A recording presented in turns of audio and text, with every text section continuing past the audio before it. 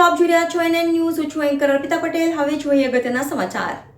આગામી લોકસભા ચૂંટણી અંતર્ગત શ્રીમતી નીમુબેન બાંભણિયા ભાવનગર લોકસભા ક્ષેત્રના ઉમેદવાર જાહેર થવા બદલ ભારતીય જનતા પાર્ટી ભાવનગર મહાનગર કાર્યકર્તા ખાતે યશવી શહેર અધ્યક્ષ શ્રી અભયશ્રી ચૌહાણની અધ્યક્ષતામાં તથા સાંસદ શ્રી ડોક્ટર ભારતીબેન શિયાળની ઉપસ્થિતિમાં શુભેચ્છા બેઠક યોજાઈ.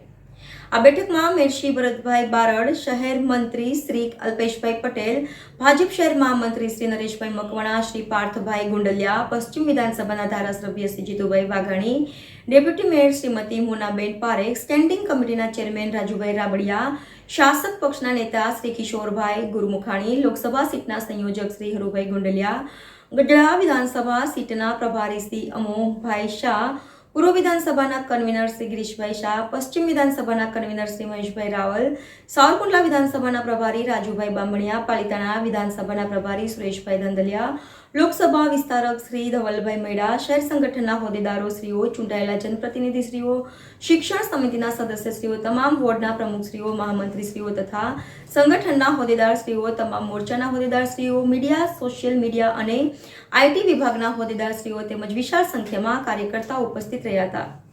રિપોર્ટર મહેશ પી મકવાણા, એનએન ન્યૂઝ, ભાવનગર.